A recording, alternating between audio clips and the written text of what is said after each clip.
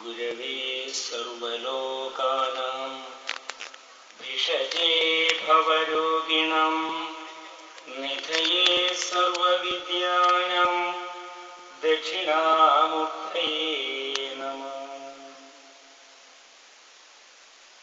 ബഹുമാനപ്പെട്ട അധ്യക്ഷൻ, ഈ കുടുംബസംഗമത്തിന്റെ ഉദ്ഘാടകൻ, ഇവിടെ ആദരിക്കപ്പെടുന്ന മുതിർന്ന കുടുംബാംഗങ്ങൾ, മറ്റ് സഹോദരി സഹോദരന്മാർ, നാട്ടിലെല്ലായിടത്തും കുടുംബ സംഗമങ്ങൾ നടക്കുന്ന ഒരു കാലഘട്ടമാണ്. പത്രങ്ങളിലും ഫേസ്ബുക്ക് കൂട്ടായ്മയിലും ഒക്കെ കുടുംബങ്ങളുടെ ചിത്രങ്ങൾ, കുടുംബാംഗങ്ങളുടെ ഗ്രൂപ്പ് ഫോട്ടോകളൊക്കെ വന്നുകൊണ്ടിരിക്കുന്ന കാലഘട്ടമാണ്. നാം ഇപ്പോഴും തിരിച്ചറിയുന്നു, അണുകുടുംബത്തിൽ താമസിക്കുന്ന നമുക്ക് ചില പരിമിതികളുണ്ട്. നമ്മുടെ കുട്ടികൾക്ക് നമ്മുടെ ബന്ധുക്കളെ തിരിച്ചറിയുന്നില്ല, നമുക്ക് നമ്മുടെ കുടുംബാംഗങ്ങളെ അറിയുന്നില്ല. അപ്പോൾ പഴയ കാലത്ത് ഉദ്ഘാടകനോട് പറഞ്ഞതുപോലെ മുത്തശ്ശിമാരും മുത്തശ്ശന്മാരും തറവാട്ട് പാരമ്പര്യത്തിന്റെയും തറവാട്ട് ഐതിഹ്യങ്ങളുടെയും ഒക്കെ കഥ പറഞ്ഞു കൊടുക്കുവാനും സ്വന്തം തറവാടിന്റെ അഭിമാനം കുട്ടികളിൽ ഉണ്ടാക്കുവാനും കുടുംബാംഗങ്ങളുടെ കൂട്ടായ്മ വർദ്ധിപ്പിക്കുവാനും ഒക്കെ ശ്രമിച്ചിരുന്നു. പക്ഷെ ഈ കാലഘട്ടത്തിൽ ആധുനികമായ സുഖ സൗകര്യങ്ങളുടെ കുത്തൊഴുക്കിൽ നാം അതൊക്കെ മറന്നു പോവുകയും നമ്മുടെ കുടുംബാംഗങ്ങളെ കുറിച്ചോ നമ്മുടെ ബന്ധുക്കളെ കുറിച്ചോ ഒന്നും അറിയാതെ പോവുകയും ചെയ്തു. ഇതിന്റെ ഒരു പ്രയാസം നാം അനുഭവിക്കുന്നത് കൊണ്ടാണ് ഇത്തരം കുടുംബ സംഗമങ്ങൾ വിളിച്ചു ചേർക്കുന്നത്. ഇവിടെ കൊയാടൻ കൊറോത്ത് കുടുംബത്തിലെ ചരിത്രം ഇവിടെ മാഷ് വായിച്ചപ്പോൾ കുറുമാത്തൂരിൽ നിന്നാണ് പാപ്പിനിശ്ശേരി വീട്ടിലേക്ക് ഇവിടുത്തെ മുതിർന്ന അമ്മയെ വിവാഹം ചെയ്തു കൊണ്ടുവന്നത് എന്ന് പറയുന്നത്. മലപ്പട്ടവുമായും ഈ കുടുംബത്തിന് ബന്ധമുണ്ട് എന്ന് പറഞ്ഞത്. അപ്പൊ ഇതിനൊരു പ്രത്യേകത, എൻ്റെ അമ്മയുടെ വീട് കുറുമാത്തൂരാണ്, എൻ്റെ അമ്മയുടെ അച്ഛൻ്റെ വീട് മലപ്പട്ടത്തുമാണ്. ഈ രണ്ട് നാടുമായും ബന്ധമുള്ള ഒരാളാണ്. എന്നെ ഈ ഒരു കുടുംബ സംഗമത്തിലേക്ക് വളരെ യാദൃച്ഛികമായി നിങ്ങൾ വിളിച്ചിരിക്കുന്നു. ആ ഒരു സന്തോഷം കൂടി നിങ്ങളെ ഞാൻ അറിയിക്കുക. ഈ ഒരു കുടുംബ സംഗമം, അപ്പോൾ ആദ്യം നാം മനസ്സിലാക്കേണ്ടത് എന്താണ് കുടുംബം? കൂടുമ്പോൾ ഇമ്പമുള്ളതാണ് കുടുംബം, ഒത്തുചേരുമ്പോൾ സന്തോഷമുള്ളതാണ് കുടുംബം. അപ്പൊ നമ്മുടെ പല കുടുംബങ്ങളിലും കൂടുമ്പോൾ ഇമ്പം ഇല്ലാതായിക്കൊണ്ടിരിക്കുന്ന ഒരു കാലഘട്ടമാണ്. കൂടാൻ ആളില്ലാത്ത അവസ്ഥയും ഇല്ലാതില്ല. അപ്പോ ഇമ്പം ഉണ്ടാവുക എന്ന് പറയുന്നത് സുഖമുണ്ടാവുക, സന്തോഷം ഉണ്ടാവുക എന്നാണ്. അപ്പോ കൂടുമ്പോൾ, കൂടിയിരിക്കുമ്പോൾ ഒരു ഇമ്പം ഉണ്ടാകാൻ സഹായിക്കുന്ന രീതിയിലാണ് കുടുംബാംഗങ്ങളുടെ പ്രവർത്തനം വേണ്ടത്. ആ ഒരു പ്രവർത്തനം ഉണ്ടെങ്കിൽ മാത്രമേ നമുക്കെല്ലാം സന്തോഷത്തോടുകൂടി ഇവിടെ ജീവിക്കാൻ സാധിക്കുകയുള്ളൂ. ഇവിടെ നാം ഒത്തുചേരുന്നത് ഏറ്റവും ചെറിയ അണുകുടുംബത്തിൽ നിന്നും തൊട്ട് അപ്പുറം നമ്മുടെ വലിയ ഈ കൂട്ടുകുടുംബത്തിലേക്ക് കോയാടൻ കോറോത്ത് കുടുംബ സംഗമം എന്ന പേരിൽ പഴയ തറവാട്ട് വളപ്പിൽ ഒത്തുചേർന്നിരിക്കുകയാണ്. അപ്പൊ ഇവിടെ കുടുംബം എന്നത് രാഷ്ട്രം എന്നതിന്റെ ഏറ്റവും ചെറിയ പതിപ്പാണ്. കുടുംബം, അതുപോലെ ഗ്രാമം, ഇപ്പോഴത്തെ കണക്കിലെടുത്താൽ പഞ്ചായത്ത്, അത് കഴിഞ്ഞ് നമുക്ക് ജില്ല, താലൂക്ക്, സംസ്ഥാനം, അതുപോലെ നമ്മുടെ രാജ്യമായ ഭാരതം എന്ന രീതിയിൽ ഭാരതം എന്ന ചിന്തയെത്തണമെങ്കിൽ, നാം ഭാരതീയരാണെന്ന ചിന്തയെത്തണമെങ്കിൽ നമുക്ക് ഭാരതീയ സംസ്കാരമാണ് ഉള്ളത് എന്ന ചിന്തയെത്തണമെങ്കിൽ നാം ആദ്യം കുടുംബം എന്ന ചിന്തയിൽ നിന്ന് തുടങ്ങണം. ആ കുടുംബം എന്ന ചിന്തയിൽ നിന്നാണ് ഇവിടെ തുടങ്ങിയിരിക്കുന്നത്. ഇതിന്റെ ലഘുവായ ഒരു രൂപമാണ് അണുകുടുംബം. ഇപ്പൊ അണുകുടുംബത്തിന്റെ പരിമിതി, ഭാര്യയും ഭർത്താവും ജോലിക്ക് പോകുന്നു, കൊച്ചുകുട്ടികളെ നോക്കാൻ ആളില്ല, കൊച്ചുകുട്ടികളെ ചെറിയ പ്രായത്തിൽ തന്നെ അംഗനവാടികളിലോ ബാലവാടികളിലോ അയക്കേണ്ടി വരുന്നു. അവരെ നോക്കുവാൻ ഭാര്യയുടെയോ ഭർത്താവിന്റെയോ അച്ഛനെയോ അമ്മയോ കൂട്ടിക്കൊണ്ടുവരുന്നു. അങ്ങനെ പറ്റാത്തവരുമുണ്ട്. അപ്പൊ ഇത്തരത്തിലുള്ള പ്രയാസങ്ങൾ അനുഭവിക്കുന്ന ഒരു കാലഘട്ടത്തില് പഴയ കൂട്ടുകുടുംബത്തിന്റെ ചില നല്ല വശങ്ങൾ നാം മനസ്സിലാക്കിക്കൊണ്ട് പഴയ കൂട്ടുകുടുംബത്തിന്റെ ഒരു അവസ്ഥയിലാണ് ഈ ഒരു കുടുംബ സംഗമം. കൂട്ടുകുടുംബത്തിന് ഗുണവും ദോഷവുമുണ്ട്. ഇവിടെ ഉദ്ഘാടകൻ പറഞ്ഞു. എന്താ ഗുണം എന്ന് ചോദിച്ചാൽ, ദോഷം എന്ന് പറയുന്നത് അവിടെ സാമ്പത്തികമായ പ്രശ്നങ്ങൾ, ഭക്ഷണം, അതുപോലെ സൗകര്യങ്ങൾ, ഇവയുടെ പരിമിതികൾ, അപ്പൊ എനിക്ക് കിട്ടി നിനക്ക് കിട്ടിയില്ല, അല്ലെങ്കിൽ എനിക്ക് കിട്ടിയില്ല നിനക്ക് കിട്ടി എന്ന രീതിയിലുള്ള പരാതികള്, നീ സമ്പത്തൊന്നും തരുന്നില്ല, നീ പണമൊന്നും തരുന്നില്ല, നീ വെറുതെ ഭക്ഷണം കഴിച്ചു പോകുന്നു, നീ ഒന്നും ഇവിടെ ചെലവാക്കുന്നില്ല, എന്റെ കയ്യിൽ നിന്ന് പണമൊന്നും ഇവിടെ വരുന്നില്ല എന്ന ചില പ്രശ്നങ്ങൾ കൂട്ടുകുടുംബത്തിൽ ഉണ്ടെങ്കിലും കൂട്ടുകുടുംബത്തിന്റെ ഒരു ഗുണം, വീട്ടിൽ ഒരാൾക്ക് അസുഖമായാൽ, വീട്ടിലൊരു കൊച്ചുകുട്ടി ഉണ്ടെങ്കിൽ ആ കുട്ടിയെ സംരക്ഷിക്കാൻ, വീട്ടിൽ മുതിർന്ന ഒരു മുത്തശ്ശിയോ മുത്തശ്ശനോ ഉണ്ടെങ്കിൽ അവരുടെ കാര്യം ശ്രദ്ധിക്കാൻ ഒക്കെ എല്ലാവരും ഒരുമിച്ച് പ്രവർത്തിക്കുന്നു എന്നുള്ളതാണ്. ഓരോ കുടുംബാംഗത്തിനും എന്തെങ്കിലും പ്രയാസമുണ്ടെങ്കിൽ ആ പ്രയാസം പരിഹരിക്കാൻ അവിടെ വെച്ച് തന്നെ സാധിക്കുമെന്നതാണ്. സഹോദരങ്ങൾ തമ്മിലുള്ള പോര് ഒരു പോരല്ല, അത് സൗഹൃദത്തിന്റെ കലങ്ങി മറിയലാണ് എന്ന് വള്ളത്തോൾ പാടിയിട്ടുണ്ട്. സഹോദരൻ തമ്മിലെ പോരൊരു പോരല്ല, സൗഹൃദത്തിന്റെ കലങ്ങി മറിയലാം എന്ന് കവി പാടിയിട്ടുണ്ട്. അപ്പൊ സഹോദരന്മാർ തമ്മില്, കുടുംബാംഗങ്ങൾ തമ്മിൽ ചെറിയ ചില വഴക്കുകളൊക്കെ ഉണ്ടാവാം. അതൊക്കെ അവിടെ തന്നെ തീരും. അത് സൗഹൃദം കൊണ്ടാണ്, സ്നേഹം കൊണ്ടാണ് ഇത് സംഭവിക്കുന്നത്. അത് വലിയ മത്സരമോ യുദ്ധമോ ആയി മാറാതിരിക്കണം എന്ന് മാത്രം.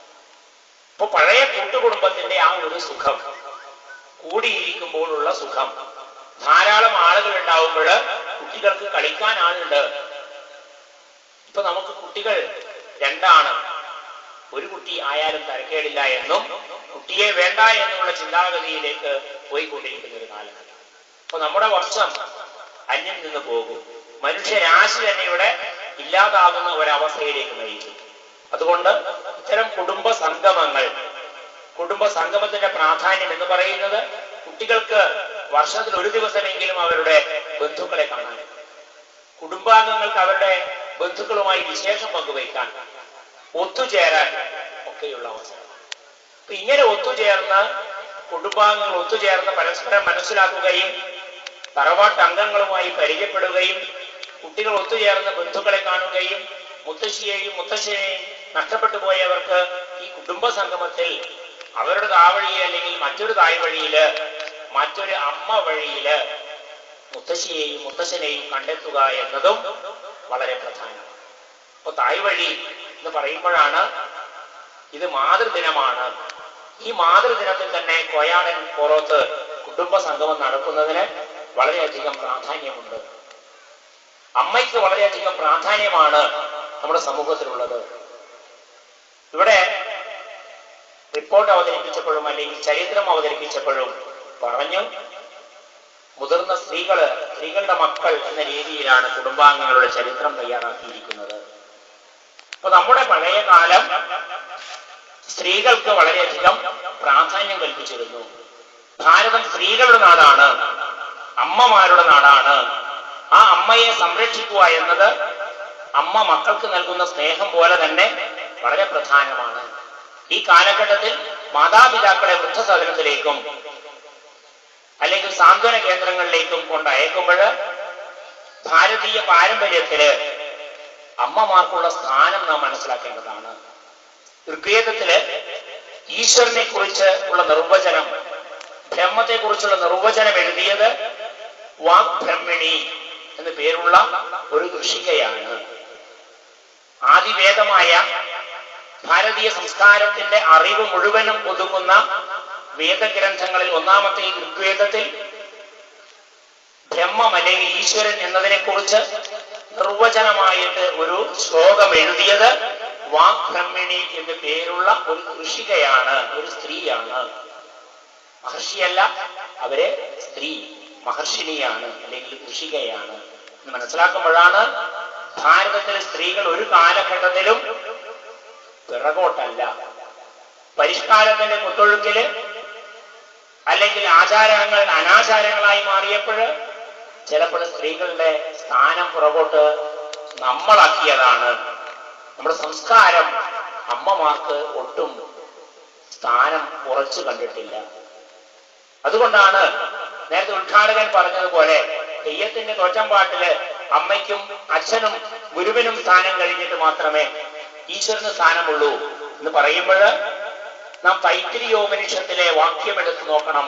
മാതൃദേവോ ഭവ, പിതൃദേവോ ഭവ, ആചാര്യദേവോ ഭവ, അതിഥി ദേവോ ഭവ. ഇതാണ് ഉപദേശം. മാതാപിതാ ഗുരുർ ദൈവം എന്ന് നാം പഠിച്ചിട്ടുണ്ട് ചെറിയ ക്ലാസ്സിൽ. മാതൃദേവോ ഭവ, ആദ്യം അമ്മയെ ഈശ്വരനായി കരുതി ആരാധിക്കുക. പിതൃദേവോ ഭവ, അച്ഛനെ ഈശ്വരനായി കണ്ട് ആരാധിക്കുക. ആചാര്യദേവോ ഭവ, ആചരിച്ചു കാണിക്കുന്ന, നമുക്ക് കാര്യങ്ങൾ അനുഷ്ഠിച്ചു കാണിച്ചു തരുന്ന ആചാര്യനെ, ഗുരുവിനെ ഈശ്വരനായി കാണുക. നാലാമത് അതിഥി ദേവോ ഭവ, അതിഥിയെ ഈശ്വരനായി കണക്കാക്കി ആരാധിക്കുക. നാം ഇതിൽ നാലാമത്തെ കാര്യം വളരെ ഭംഗിയായി ചെയ്യുന്നു. നമ്മുടെ വീട്ടിലേക്ക് ആരെങ്കിലും കടന്നു വരുന്നുണ്ടെങ്കിൽ തിഥി നോക്കാതെ കടന്നു വരുന്നവനാണ് അതിഥി. ദിവസവും കാലവും സമയവും നോക്കാതെ കടന്നു വരുന്നവനെയാണ് അതിഥി എന്ന് പറയുക. തിഥി നോക്കാതെ നാള് നോക്കാതെ കടന്നു വരുന്നവനെയാണ് അതിഥി എന്ന് പറയുക. അങ്ങനെ ഒരാൾ കടന്നു വന്നാൽ നാം അയാളെ സ്വീകരിക്കാനുള്ള തയ്യാറെടുപ്പില്ലെങ്കിലും പെട്ടെന്ന് തന്നെ നമ്മുടെ ഇറയമൊക്കെ ഒന്ന് ഭംഗിയാക്കി, നാം മുഷിഞ്ഞ വസ്ത്രമാണെങ്കിൽ അകത്ത് ചെന്നൊന്ന് മാറ്റി, മുഖമൊന്ന് കഴുകി, ഒരു പുഞ്ചിരി, അവിടെ കൃത്രിമമായ ഒരു പുഞ്ചിരി ഉണ്ടാക്കിക്കൊണ്ട് തൊട്ടടുത്ത വീട്ടിലേക്ക് പാലിനും തൊട്ടടുത്ത കടയിലേക്ക് പലഹാരത്തിനും പറഞ്ഞയച്ചുകൊണ്ട് ആ അതിഥിയുടെ മുന്നില് ഇതൊക്കെ നേരത്തെ ഇവിടെ ഉണ്ടായിരുന്നു എന്ന മട്ടില്, ഇവിടെ ഇതിനൊന്നും ഒരു കുറവില്ല എന്ന മട്ടില് എല്ലാവിധ ഭക്ഷണ സാധനങ്ങളൊക്കെ ഒരുക്കി അങ്ങനെ അതിഥിയെ നമ്മൾ സന്തോഷിപ്പിക്കും. പക്ഷേ അതിഥിയെ സന്തോഷിപ്പിക്കുക എന്നുള്ളത് ഭാരതീയ പാരമ്പര്യത്തിൽ നാലാമത്തേതാണ്. ഒന്നാമത്തേത് അമ്മയെ ഈശ്വരനായി കണക്കാക്കുക. കാരണം ആദ്യ ഗുരു, ഓരോരുത്തരുടെയും ആദ്യ ഗുരു അമ്മയാണ്. രണ്ടാമത്തേത് പിതൃദേവോ ഭവ, രണ്ടാമത് അച്ഛനാണ് നമുക്ക് കാണപ്പെട്ട ഗുരു. മൂന്നാമത് അതിഥിയല്ല, മൂന്നാമത് ആചാര്യനാണ്. ഈ കാര്യങ്ങളൊക്കെ നമുക്ക് പഠിപ്പിച്ചു തരുന്ന ആചാര്യൻ, അനുഷ്ഠിച്ചു കാണിക്കുന്ന ആചാര്യനാണ് മൂന്നാമതായി ഈശ്വരന്റെ സ്ഥാനം. കബീർദാസ് എന്ന് പറഞ്ഞ പ്രസിദ്ധനായ ഒരു ആചാര്യനുണ്ട്. ആ ആചാര്യൻ അദ്ദേഹത്തിന്റെ ഒരു ശ്ലോകത്തില് പറഞ്ഞത്, ഈശ്വരനും ഗുരുവും തൊട്ടടുത്തു നിൽക്കുന്നെങ്കിൽ നാം ആദ്യം ആരെ വന്ദിക്കും? കബീർദാസ് പറയുന്നു, നാം ആദ്യം ഗുരുവിനെ വന്ദിക്കും. കാരണം ഗുരുവാണ് നമുക്ക് ഈശ്വരനെ കാട്ടിത്തരുന്നത്. അങ്ങനെയുള്ള ആ ഗുരുവിന്റെ സ്ഥാനം ഭാരതത്തിൽ അമ്മയ്ക്കാണ്. ഈ കുടുംബ കൂട്ടായ്മയിൽ തന്നെ അമ്മമാരുടെ സാന്നിധ്യം നിറഞ്ഞു കാണുമ്പോൾ ഈ മാതൃദിനത്തിൽ വളരെയധികം സന്തോഷമുണ്ട്. അപ്പൊ എന്താണ് അമ്മയ്ക്ക് ഇത്ര പ്രാധാന്യം? എന്തുകൊണ്ടാണ് അമ്മയ്ക്ക് ഇത്ര പ്രാധാന്യം? നാം ശങ്കരാചാര്യരിലേക്ക് പോകണം. നമ്മുടെ കാലടിയിൽ ജനിച്ച അദ്വൈത സിദ്ധാന്ത സ്ഥാപകനായ ശങ്കരാചാര്യർ അമ്മയെ കുറിച്ച് 5 ശ്ലോകങ്ങൾ എഴുതിയിട്ടുണ്ട്. മാതൃപഞ്ചകം എന്നാണ് അതിന്റെ പേര്. മാതൃപഞ്ചകം. അതിൽ ഒന്നാമത്തെ ശ്ലോകം 5 സംസ്കൃതമാണ്. ഒന്നാമത്തെ ശ്ലോകം ഞാൻ ആദ്യം ചൊല്ലാം, അതിന് മലയാള പരിഭാഷയിൽ പറയാം. ആസ്ഥാം താവതീയം പ്രസൂതി സമയേ ദുർവാരശൂലവ്യഥ നൈരുച്യം തനുശോഷണം മലമയീശയ്യാച സംവത്സരി ഏകസ്യാപി ന ഗർഭഭാരഭരണ ക്ലേശസ്യ യസ്യാക്ഷമോ ദാതും നിഷ്കൃതി ഉന്നതോപി തനയ തസ്യൈ ജനന്യൈ നമഃ എന്നാണ് ശ്ലോകം. ഈ സംസ്കൃത ശ്ലോകം ഒന്നാമത്തേതാണ്. അതുകൂടാതെ അമ്മയെ പുകഴ്ത്തുന്ന 4 ശ്ലോകങ്ങൾ കൂടി മാതൃപഞ്ചകത്തിലുണ്ട്. ഈ ശ്ലോകത്തിന്റെ അർത്ഥം കൊടുങ്ങല്ലൂർ കുഞ്ഞിക്കുട്ടൻ തമ്പുരാൻ മലയാളത്തില് തയ്യാറാക്കിയിട്ടുണ്ട്.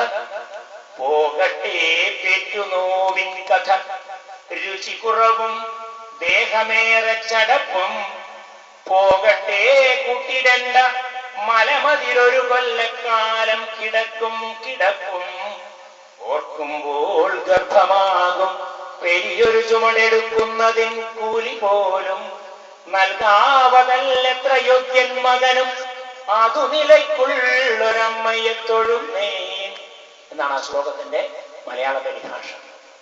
എന്താ? പോകട്ടെ പെറ്റുനോവിൻ കഥ. ലോകത്തിലെ ഏറ്റവും വലിയ വേദന പ്രസവ വേദനയാണ് എന്നാണ് നമ്മൾ കേട്ടത്. അത് അനുഭവിച്ച അമ്മമാർക്ക് അതറിയാം. പക്ഷേ ഈ ആധുനിക കാലഘട്ടത്തിൽ പ്രസവ വേദന അറിയാതെ പ്രസവിക്കാനുള്ള സൗകര്യമുണ്ട്.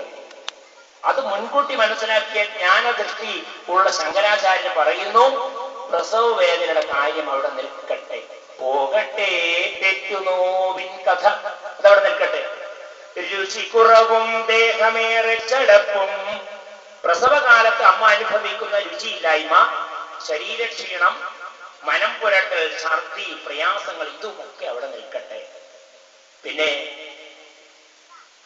ദേഹമേറെ ചടപ്പും, പോകട്ടെ കുട്ടിടേണ്ട മലമതിലൊരു കൊല്ലക്കാലം കിടക്കും കിടപ്പും. 1 വയസ്സാകുന്നത് വരെ കുട്ടിയുടെ മലമൂത്ര വിസർജ്യങ്ങൾ പുരണ്ട വസ്ത്രങ്ങൾ ധരിച്ചാണ് അമ്മ കഴിയുന്നത്. കുട്ടി ഏത് സമയത്താണ് മലമൂത്ര വിസർജനം നടത്തുന്നത് പറയാൻ പറ്റില്ല. നമ്മൾ ചെറിയ കുട്ടിയെ കാണാൻ പോയാൽ അമ്മ സന്തോഷത്തോടെ കുട്ടിയെ കയ്യിൽ തരും, നമ്മൾ കയ്യിൽ വാങ്ങും. കുട്ടി അവിടെ മലമൂത്ര വിസർജനം നടത്തിയാൽ നമ്മളെന്ത് ചെയ്യും? അയ്യോ കുട്ടി മലമൂത്ര വിസർജനം നടത്തി എന്ന് പറഞ്ഞ് ദൂരോട്ട് പിടിക്കും. പക്ഷെ അമ്മ മാറോട് ചേർത്ത് പറയും, വാത്സല്യമുള്ളത് കൊണ്ടാണ്, സ്നേഹമുള്ളവരുടെ കയ്യിലാണ് കുട്ടി അങ്ങനെ ചെയ്യുക എന്ന് പറഞ്ഞിട്ട് ആ മലമൂത്ര വിസർജ്യങ്ങൾ പുരണ്ട തുണിയോടുകൂടി മാറോടടുക്കി പിടിച്ച് തന്റെ ഹൃദയതാളം കേൾപ്പിക്കും അമ്മ. അപ്പൊ കുട്ടിയുടെ കരച്ചിൽ മാറും. ആരെടുത്താലും കരയുന്ന കുട്ടി ഗർഭകാലത്ത് തന്നെ താൻ കേട്ട അമ്മയുടെ ഹൃദയതാളം കേൾക്കുമ്പോൾ, മാറോട് അടുക്കി പിടിക്കുമ്പോൾ കരച്ചിൽ നിർത്തുന്നതിന് കാരണം അതാണ്. അതവന് ശീലമുണ്ട്. ഗർഭകാലത്ത് മുതൽ അവനത് ശീലമുണ്ട്. അമ്മയുടെ ഹൃദയ താളത്തിന്റെ നേർത്ത ശബ്ദം അതവൻ വയറ്റിൽ നിന്ന് കേൾക്കാൻ തുടങ്ങിയതാണ്. അതവൻ ആശ്വാസം നൽകുന്നു. എപ്പോഴാണ് കുട്ടിക്ക് പേടി വരുന്നത്? എപ്പോഴാണോ സെപ്പറേഷൻ, എപ്പോഴാണോ വേർപാട്, എപ്പോഴാണോ അമ്മയുടെ അടുത്ത് നിന്ന് കുട്ടിയെ മാറ്റുന്നത്, അതാണ് ഈ കുട്ടിക്ക് ഏറ്റവും വലിയ പ്രയാസം. അപ്പോഴാണ് കുട്ടി കരഞ്ഞു തുടങ്ങുക. എപ്പോഴാണോ അമ്മയുടെ കൂടെ നിൽക്കുന്നത്, അപ്പോഴാണ് കുട്ടിക്ക് ധൈര്യം. അമ്മ കൂടെയുണ്ട് എന്ന ധൈര്യം, പേടിയില്ല. അത് വരുന്നത് ഗർഭകാലത്ത് മുതൽക്ക് തന്നെയാണ്. അപ്പൊ ശങ്കരാചാര്യർ പറയുന്നു, ഓർക്കുമ്പോൾ ഗർഭമാകും വലിയൊരു ചുമടെടുക്കുന്നതിൻ കൂലി പോലും, നൽകാവതല്ലെത്ര യോഗ്യൻ മകനും അതു നിലയ്ക്കുള്ളൊരമ്മയെ തൊഴുന്നേ. ആ അമ്മ ഗർഭകാലത്ത് 270-280 ദിവസം 9 മാസക്കാലം ഇരിപ്പിലും നടപ്പിലും കിടപ്പിലും വസ്ത്രധാരണത്തിലും ഉറക്കത്തിലും ഉണർവിലും ഓരോ അടി വെക്കുമ്പോഴും ഈ കുട്ടിയുടെ ഭാരം ചുമന്ന് മാസം തോറും വർദ്ധിക്കുന്ന ആ ഭാരത്തെ, ആ ചുമടിനെ, അതൊരു ഭാരമേയല്ല, അതെനിക്ക് വളരെ ലാഘവത്തോടുകൂടി കാണാൻ കഴിയുമെന്ന് കരുതി വെറും ഒരു ജൈവിക പ്രക്രിയ മാത്രമല്ലാത്ത പ്രസവത്തെ ഒരു നോമ്പ് പോലെ, ഒരു വ്രതകാലഘട്ടം പോലെ, ഒരു പ്രാർത്ഥന പോലെ ആ അമ്മ സംരക്ഷിച്ച് 9 മാസക്കാലം കൊണ്ടുപോകുന്നതിന്റെ ആ ഒരു കൂലി, ആ ചുമടിന്റെ കൂലി നൽകാൻ എത്ര യോഗ്യനായ മകനായാലും സാധ്യമല്ല. അത് ഇന്ത്യൻ പ്രസിഡന്റ് ആയാലും, ഇന്ത്യൻ പ്രധാനമന്ത്രി ആയാലും, ലോകത്ത് എത്ര വലിയ പ്രസിദ്ധനായ വ്യക്തിയായാലും ആ അമ്മയുടെ ത്യാഗത്തിന്റെ ചുമടെടുത്തതിന്റെ കൂലി നൽകാൻ സാധ്യമല്ല. മറിച്ച് സാധ്യമാകുന്നത് ആ അമ്മയെ തൊഴുക, ആ അമ്മയെ നമിക്കുക, ആ അമ്മയുടെ കാൽക്കൽ സാഷ്ടാംഗം പ്രണമിക്കുക, ആ അമ്മയെ വാർദ്ധക്യകാലത്ത് സംരക്ഷിക്കുക എന്നതാണ്. അതാണ് അമ്മയുടെ പ്രത്യേകത. അമ്മയുടെ പ്രത്യേകത ശങ്കരാചാര്യരെ പറയുമ്പോൾ ഞാൻ നേരത്തെ പറഞ്ഞു, ആചാര്യ ദേവോ ഭവ. ആചാര്യന്മാർ വെറുതെ പറയുന്നവരല്ല, അത് അനുസരിക്കുന്നവരാണ്, ആചരിച്ചു കാണിക്കുന്നവരാണ്. ശ്രീരാമകൃഷ്ണ പരമഹംസരുടെ അടുത്ത് ഒരമ്മ കൊച്ചുകുട്ടിയെയും കുട്ടി വന്നു. ആചാര്യ, ഇവൻ മധുരം കഴിക്കുന്നവല്ലാണ്. വീട്ടിൽ മധുരം വെച്ചാൽ അവനത് എല്ലാം കട്ട് തിന്നു. ഇവൻ ഈ ശീലമൊന്ന് മാറ്റിത്തരണം. അപ്പൊ നമ്മുടെ വീട്ടില് കുട്ടികളുണ്ടെങ്കിൽ ചില ദുശീലങ്ങളൊക്കെ മാറ്റാൻ നമ്മൾ പറഞ്ഞാൽ എന്തായാലും മാറ്റില്ല. മറ്റു ചിലർ പറഞ്ഞാൽ ചിലപ്പോൾ അനുസരിക്കും. അങ്ങനെയാണ് ഈ അമ്മ കൂട്ടി വരുന്നത്. അപ്പോ ആചാര്യൻ പറഞ്ഞു, അല്ലേ മധുരം കഴിക്കുന്നുണ്ടല്ലേ, ശരി, ഒരാഴ്ച കഴിഞ്ഞിട്ട് കുട്ടിയെ കൂട്ടി വരും. അങ്ങനെ ഒരാഴ്ച കഴിഞ്ഞ് ഈ അമ്മ കുട്ടിയെയും കുട്ടി വീണ്ടും ആചാര്യന്റെ അടുത്ത് പോയപ്പോ ആചാര്യൻ കുട്ടി അടുത്ത് വിളിച്ചു, മകനെ മധുരം അധികം കഴിക്കരുത്, മധുരം കഴിക്കുന്നത് രുചി ഇല്ലാതാക്കും, മധുരം കഴിക്കുന്നത് രോഗം വരുത്തും, ഭക്ഷണത്തോട് താല്പര്യമുണ്ടാവില്ല, ഭക്ഷണം കഴിച്ചില്ലെങ്കിൽ രോഗം വരും, മധുരം അധികം കഴിച്ചാൽ പലവിധ രോഗങ്ങൾ ഉണ്ടാകും, രുചി കുറയും. ഇങ്ങനെയൊക്കെ ഉപദേശിച്ചു. അപ്പൊ ഇനി ഞാൻ മധുരം കഴിക്കുകയില്ല എന്ന് കുട്ടി ആചാര്യനോട് പറയുകയും ചെയ്തു. അധികം മധുരം ഞാൻ കഴിക്കില്ല. അപ്പൊ അമ്മയ്ക്ക് ദേഷ്യാവുന്നേ. കഴിഞ്ഞ ആഴ്ച ഞാൻ ഈ കുട്ടിയെ കൂട്ടി വന്നപ്പോ ഇന്ന് പറയാനല്ലേ ഉള്ളൂ, വീണ്ടും ഒരാഴ്ച കഴിഞ്ഞിട്ട് വീണ്ടും എന്നെ കൂട്ടി വരേണ്ട ആവശ്യം എന്താ? ആളെ കൊണ്ട് വിഷമിപ്പിക്കല എന്താ ചോദിച്ചത്. അപ്പോഴാണ് ആചാര്യൻ പറഞ്ഞത്, അമ്മേ ദേഷ്യം വരില്ല, കഴിഞ്ഞ ആഴ്ച നിങ്ങൾ കൂട്ടി വരുന്നത് വരെ, കുട്ടിയെയും കൊണ്ട് വരുന്നത് വരെ ഞാനും നന്നായി മധുരം കഴിക്കാറുണ്ടായിരുന്നു. ഞാൻ ചെയ്യുന്ന കാര്യം കുട്ടിയോട് ചെയ്യണ്ട എന്ന് എനിക്ക് അങ്ങനെ പറയാൻ സാധിക്കും. ഞാൻ മധുരം കഴിക്കുന്ന സ്വഭാവം നിർത്തി, ഇപ്പൊ ഞാൻ മധുരം കഴിക്കുന്ന സ്വഭാവം നിയന്ത്രിച്ചു. അപ്പോൾ മാത്രമാണ് എനിക്ക് കുട്ടിയോട് പറയാനുള്ള അർഹതയുള്ളത്. അതുകൊണ്ടാണ് അമ്മേ ഞാൻ ഒരാഴ്ച കഴിഞ്ഞ് വരാൻ പറഞ്ഞത്. ഇപ്പൊ നോക്കുമ്പോൾ അതാണ് ആചാര്യൻ. പരമഹംസപദത്തിലെത്തിയ ആചാര്യന്റെ സ്വഭാവം അതാണ്. ശ്രീരാമകൃഷ്ണ പരമഹംസർ എന്നാ പറയുന്നത്. ഒരാചാര്യന് 7 തലങ്ങളുണ്ട്. ഋഷി, മഹർഷി, അതിലേറ്റവും അങ്ങേയറ്റത്താണ് പരമഹംസപദം. ആ പരമഹംസപദത്തിലെത്തിയ ഹംസത്തെ പോലെ, ഹംസത്തിന്റെ പ്രത്യേകത വെള്ളവും അതുപോലെ പാലും കൊടുത്തു കഴിഞ്ഞാൽ അതിനെ വേർതിരിക്കാൻ സാധിക്കും അത്രേ ഹംസത്തിന്. അത് മാനസ സരസിൽ മാത്രമേ ഉള്ളൂ ഹിമാലയത്തില്. ആ ഹംസത്തെ പോലെ ഹംസപദത്തിലെത്തിയത് എന്ന് പറഞ്ഞാൽ പാണ്ഡിത്യത്തിന്റെ, അറിവിന്റെ, ഈ പ്രപഞ്ച രഹസ്യങ്ങൾ അറിയുന്ന വ്യക്തി അത്രയും ഉന്നതിയിലെത്തിയ വ്യക്തിയാണ് എന്ന സൂചനയാണ് പരമഹംസപദം. ഇപ്പോ ഹംസത്തെ കുറിച്ചൊരു കഥയുണ്ട്. എന്താ ഹംസത്തെ കുറിച്ച് കഥ? ഒരു ഹംസം നാട് കാണാൻ വന്നു. നാട് കാണാൻ വന്നപ്പോൾ അരയാലിന്റെ മുകളിലാണ് അത് ചെട്ടിയേറിയത്.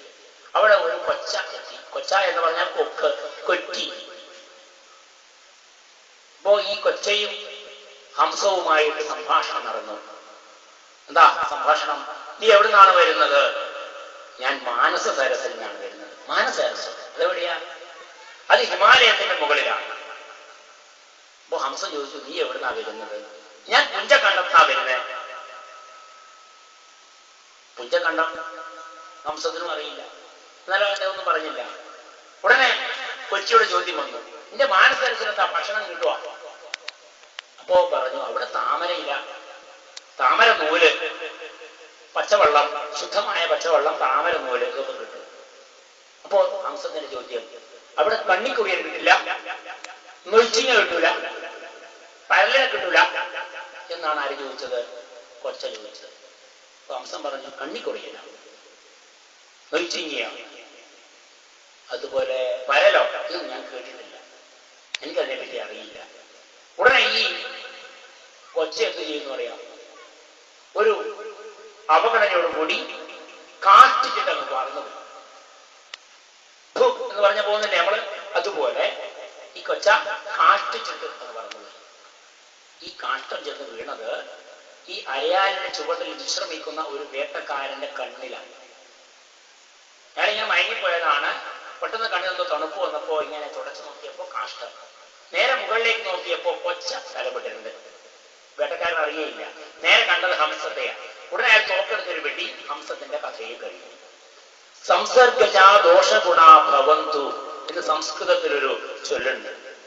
സംസർഗം കൊണ്ട് നമുക്ക് ദോഷഗുണം സംഭവിക്കും. ഇവിടെ ഹംസത്തിന്റെ സംസർഗമുണ്ടായത് ഒരു കൊച്ചയുമായിട്ടാണ്. ആ കൊച്ചയുടെ സംസർഗം കൊണ്ട്, ആ കൊച്ചയുടെ പ്രവൃത്തി കൊണ്ട് ഈ ഹംസത്തിന് തന്റെ ജീവൻ അല്പസമയം കൊണ്ട് തന്നെ നഷ്ടപ്പെട്ടു. സംസർഗജ ദോഷഗുണാഭവം. അപ്പോ ഹംസത്തെ പറ്റി നമ്മൾ മനസ്സിലാക്കി. അങ്ങനെ പരമഹംസ പദത്തിലെത്തിയ ഒരു ആചാര്യനാണ് ശ്രീരാമകൃഷ്ണ പരമഹംസൻ. അദ്ദേഹത്തെ പോലെ തന്നെയാണ് ശ്രീ ശങ്കരാചാര്യർ. അദ്ദേഹം തന്റെ ജീവിതത്തിൽ ഈ അമ്മയെ കുറിച്ചുള്ള ശ്ലോകം എഴുതി വെക്കുക മാത്രമല്ല, അമ്മയെ പരിപാലിക്കേണ്ടതിന്റെ ആവശ്യകതയും കാട്ടിത്തന്നു. ഒരുപക്ഷെ ശങ്കരാചാര്യരുടെ ചരിത്രം നമുക്കറിയില്ല. കാലടിയില് ശിവഗുരുവിന്റെയും ആര്യാമ്പയുടെയും മകനായിട്ട് അവർക്ക് പ്രായമേറെ ചെന്നപ്പോഴാണ് ശ്രീ ശങ്കരൻ ജനിക്കുന്നത്. ജനിച്ചധികം കഴിയുന്നതിന് മുമ്പ് തന്നെ അമ്മയ്ക്കും അച്ഛനും പ്രായമായി. അപ്പൊ ആ അമ്മയ്ക്കും അച്ഛനും പ്രായമായപ്പോൾ അമ്മയ്ക്ക് കുളിക്കാൻ പെരിയാറ്റിൽ ചെല്ലാൻ സാധിക്കാത്തപ്പോൾ പെരിയാറ്റിനെ തന്റെ ഇല്ലത്തുകൂടി ഒഴുക്കി. ഇപ്പോഴും നമ്മള് കാലടി അദ്വൈതാശ്രമത്തിന് തൊട്ടടുത്തുള്ള മുതലക്കടവിൽ ചെന്നാൽ അവിടെ നടുവിലൊരു ദ്വീപ് കാണാം. അപ്പുറത്തുകൂടിയും ഇപ്പുറത്തുകൂടിയും നദി ഒഴുകുന്നത് കാണാം. അത് ഇല്ലത്തിന് സമീപത്തുകൂടി ശങ്കരാചാര്യർ നദിയെ തിരിച്ചുവിട്ടതാണ് എന്നാണ് ഐതിഹ്യം. അങ്ങനെ വളർന്നു വന്ന ശങ്കരാചാര്യർ സന്യാസത്തിന് പോകണമെന്ന് ആഗ്രഹം പ്രകടിപ്പിച്ചപ്പോ അമ്മ പറഞ്ഞു, എനിക്ക് ഒറ്റ മകനേ ഉള്ളൂ, പ്രാർത്ഥനയും നോയമ്പും എടുത്ത് കിട്ടിയതാണ്, നിന്നെ ഞാൻ സന്യാസത്തിന് വിടില്ല. അപ്പൊ മകൻ ഒന്നും പറഞ്ഞില്ല. ഒരു ദിവസം പുഴയിൽ കുളിക്കാനിറങ്ങിയ ശങ്കരാചാര്യർ തന്നെ മുതല പിടിക്കുന്നു എന്നും ഈ മുതല പിടിവിടണമെങ്കിൽ എന്നെ സന്യാസത്തിന് അനുവദിക്കണമെന്നും അമ്മയോട് പറഞ്ഞപ്പോ, നിന്റെ ജീവൻ രക്ഷിക്കുമെങ്കിൽ നീ സന്യാസത്തിന് പോയിക്കൊള്ളൂ, പക്ഷേ ഒരു കാര്യം ഉറപ്പാണ്, ഞാൻ എപ്പോഴും നിന്നെ സ്മരിക്കുന്നുവോ അപ്പോഴും നീ മടങ്ങിയെത്തണം എന്ന് വാഗ്ദത്തം വാങ്ങി. അങ്ങനെ ശങ്കരാചാര്യർ ദേശസഞ്ചാരത്തിന് പുറപ്പെട്ടു. അമ്മ മരിക്കാൻ കിടക്കുന്ന സമയത്ത് അമ്മയുടെ സ്മരണ കൊണ്ട് തന്റെ അമ്മ വിളിക്കുന്നു എന്ന തോന്നലുണ്ടായ ശ്രീ ശങ്കരാചാര്യർ അമ്മയുടെ അടുത്ത് ഓടിയെത്തുകയും അമ്മയെ ശുശ്രൂഷിക്കുകയും ചെയ്തു. പക്ഷേ അന്നത്തെ സമൂഹം ശങ്കരാചാര്യരുടെ കുടുംബത്തിന് ഭ്രഷ്ട് കൽപ്പിച്ചു. പരദേശത്തിൽ പോയ ശങ്കരൻ വന്നിട്ടുണ്ട്, പതിതൻ ശവം തൊടും എന്നൊരാക്ഷേപം പൊന്തി കൽപ്പന നൽകിയിട്ടുണ്ട് വൈദികാധികാരം. ആ കൈപ്പള്ളി പടിക്കകത്തന്തണർ കടന്നില്ല, മരിച്ചു കിടക്കുന്ന മാതാവിനരികത്തോ സ്മരിച്ചു വരുത്തിയ മകനല്ലാതില്ലാരും എന്നാണ് ആ ഭാഗത്തെ കുറിച്ച് കവി പാടിയത്. പരദേശത്തിൽ പോയ ശങ്കരൻ വന്നിട്ടുണ്ട്. സന്യാസം വന്നവൻ ഗൃഹസ്ഥാശ്രമത്തിന് അനുയോജ്യനല്ല, സന്യാസത്തിന് പോയവൻ അമ്മയെ ശുശ്രൂഷിക്കാൻ വരാൻ പാടില്ല എന്ന് പറഞ്ഞ് അന്നത്തെ നമ്പൂതിരി സമുദായം ഈ കുടുംബത്തിന് വിലക്ക് കൽപ്പിച്ചു. മരിക്കാൻ കിടക്കുന്ന സ്ത്രീയുടെ അടുത്ത് ആരും ശുശ്രൂഷയ്ക്ക് പോകരുത്, മരണാന്തര കർമ്മങ്ങൾക്കാരും സഹകരിക്കരുത് എന്ന് പറഞ്ഞപ്പോ ശങ്കരാചാര്യർ ഒറ്റയ്ക്ക് അമ്മയുടെ അവസാന കാലത്ത് അമ്മയ്ക്ക് വായിൽ വെള്ളം ഒഴിച്ചു കൊടുക്കുവാനും ശുശ്രൂഷിക്കാനും കൈപിടിച്ച് ആശ്വസിപ്പിക്കുവാനും ത്രിമൂർത്തികളുടെയും ത്രിപുരസുന്ദരിയായ ദേവിയുടെയും ശ്ലോകങ്ങൾ ചൊല്ലി അമ്മയ്ക്ക് ദർശനം നൽകുവാനും ശങ്കരാചാര്യർ ശ്രമിച്ചു. അവസാനം മരിച്ച അമ്മയുടെ മൃതശരീരം ഒറ്റയ്ക്ക് പെരിയാറ്റിന്റെ തീരത്ത് കൊണ്ടുചെന്ന് ഒരു മുളങ്കോണിയിൽ കെട്ടിവലിച്ച്, ആരും സഹായത്തിനില്ല, മുളങ്കോണിയിൽ കെട്ടിവലിച്ച് കൊണ്ടുപോയി സംസ്കരിച്ചു. അതുകൊണ്ട് ഇപ്പോഴും നമ്പൂതിരിമാർക്കൊരു ആചാരമുണ്ട്, ശവം മുട്ടിന് താഴെ പിടിക്കുക എന്ന ഒരു ആചാരം അതിനനുസരിച്ച് വന്നു. ഇപ്പോഴ് നമ്പൂതിരിമാരുടെ ആചാരം തന്നെയാണ് അവർ ശ്രീശങ്കരാചാര്യരെ കാണുന്നത്. പഴയ കഥയുടെ ആ കാലഘട്ടമൊക്കെ അവരെ മറന്നുപോയിരിക്കും. ഇപ്പൊ നമ്മളിതിൽ മനസ്സിലാക്കേണ്ടത്, ശങ്കരാചാര്യർ വെറുതെ മാതൃപഞ്ചകം എഴുതിയതല്ല, മറിച്ച് ആ അമ്മയെ സംരക്ഷിച്ച് കാട്ടിക്കൊണ്ടാണ്, ഒരു ആചാര്യന്റെ പദവിയിൽ ഇരുന്നു കൊണ്ടാണ് അമ്മയെ സംരക്ഷിക്കാൻ നമ്മോട് പറയുന്നത്. ഈ കാലഘട്ടത്തില് നമുക്കത് മാതൃകയായി തീരേണ്ടതാണ്. എത്രയെത്ര അമ്മമാരെയാണ് ഇപ്പോ നടതള്ളൽ ഒരു പരിപാടിയുണ്ട്, ക്ഷേത്രത്തിൽ ആനയൊക്കെ നടതള്ളുന്ന പരിപാടിയുണ്ട്.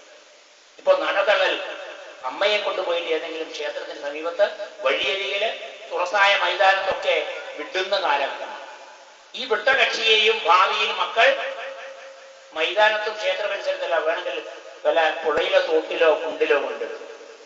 ആ അവസ്ഥ നമുക്ക് വരാതിരിക്കണമെങ്കിൽ നാം അമ്മയെ ആരാധിക്കണം ജീവിക്കുന്ന കാലഘട്ടത്തിൽ. ഒരു സന്ദേശം. അപ്പൊ നമ്മൾ വീണ്ടും ചിന്തിക്കും, അമ്മയ്ക്ക് എന്താ ഇത്ര പ്രത്യേകത, അച്ഛനില്ലേ പ്രത്യേകത? അപ്പൊ കുടുംബ സംഗമത്തിൽ നമ്മൾ വീണ്ടും പറയുകയാണ്, തായ് വഴി, അമ്മ വഴിയാണ് രക്തബന്ധം.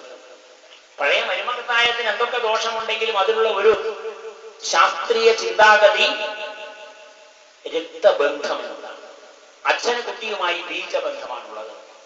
പക്ഷേ അമ്മയ്ക്ക് കുട്ടിയുമായും തലമുറകളുമായിട്ടുമുള്ളത് രക്തബന്ധമാണ്. ഇപ്പൊ കുടുംബത്തിലുള്ളവർ കല്യാണം കഴിക്കില്ല. കാരണം കുടുംബത്തിലുള്ളവർ കല്യാണം കഴിച്ചാൽ കുടുംബത്തിലുണ്ടായ പല രോഗങ്ങളും ഒക്കെ തൊട്ടടുത്ത തലമുറയിലേക്ക് പകരുമത്രേ. അതുകൊണ്ട് സഹോദരി സഹോദരന്മാർ തമ്മിലുള്ള വിവാഹം ഒഴിവാക്കാനാണ് കുടുംബാംഗങ്ങളിലെ അമ്മയുടെ ഇനീഷ്യൽ ചേർക്കുന്നത്. ഇപ്പൊ കോയാടൻ കോറോത്ത് വീട്ടിൽ ശ്രീധരൻ എന്ന് പറയുമ്പോൾ കോയാടൻ കോറോത്ത് തറവാടിനാണ് ഇയാൾ എന്ന് മനസ്സിലാക്കുക. ഇപ്പൊ നമ്മളത് പരിഷ്കരിച്ചിട്ട് അച്ഛന്റെ പേര് പിറകിൽ വെക്കുകയും അച്ഛന്റെ പേരിന്റെ ആദ്യത്തെ അക്ഷരവും അമ്മയുടെ പേരിന്റെ ആദ്യത്തെ അക്ഷരവും ഒക്കെ വെക്കുമ്പോ തറവാട് മനസ്സിലാവുകയില്ല, കുടുംബം മനസ്സിലാവുകയില്ല. കോയാടൻ കോറോത്ത് കുടുംബാംഗങ്ങൾ തന്നെ ചിലപ്പോൾ കല്യാണം കഴിച്ചു വരാം.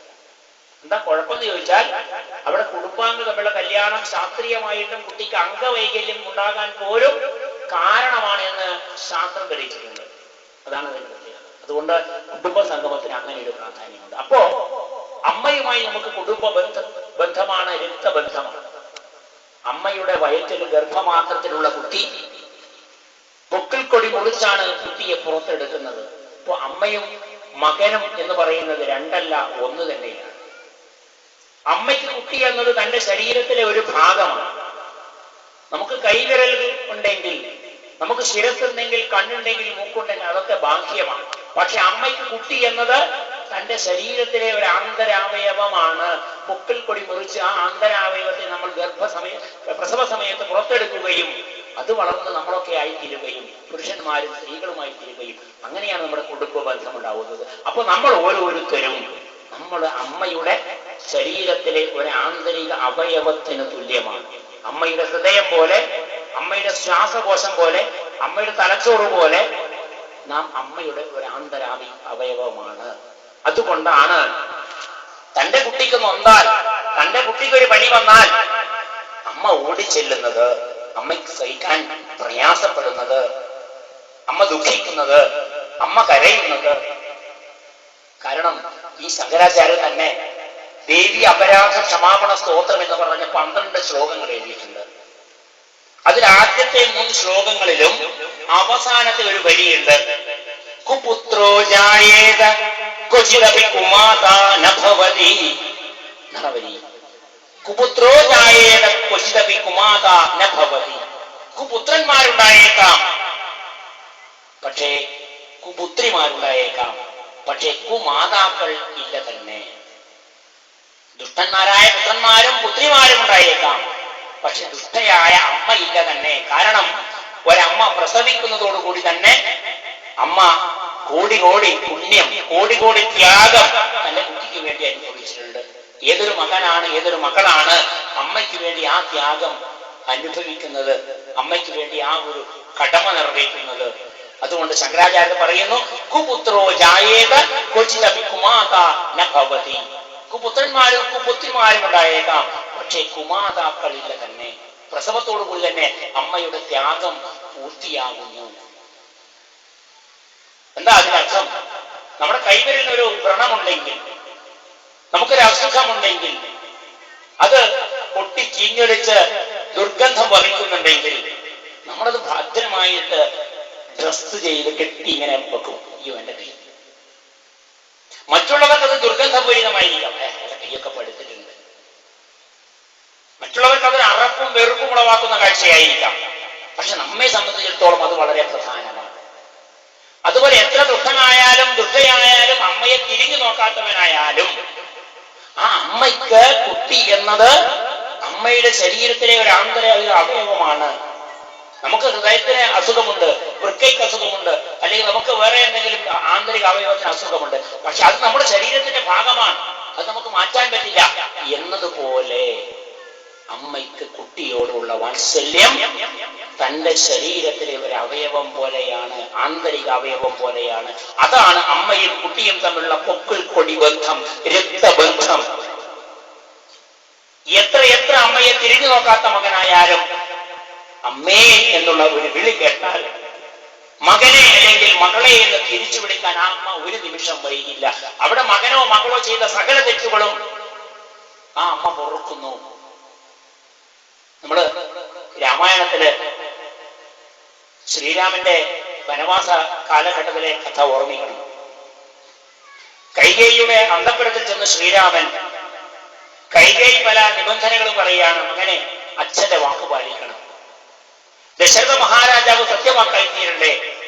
ഉത്തരകോസല രാജാവായ ദശരഥ മഹാരാജാവ് സത്യവാക്കായി തീരണ്ടേ മകനെ? അതുകൊണ്ട് നീ കാട്ടിലേക്ക് പോകണം, ഭരതനെ രാജാവാക്കണം എന്ന് പറയുമ്പോ ശ്രീരാമൻ അമ്മയോട് പറയുകയാണ്, താതാർത്ഥമായിട്ടു ജീവനെ തന്നെയും മാതാവു തന്നെയും സീതയെ തന്നെയും ഞാൻ ഉപേക്ഷിപ്പാൻ അതീനില്ല സംശയം, മനസ്സേ ഖേദ മദീനില്ല എനിക്കേതും. അമ്മേ, അച്ഛന്റെ ആഗ്രഹപ്രകാരം ഞാൻ സീതയെ ഉപേക്ഷിക്കാൻ തയ്യാറാണ്,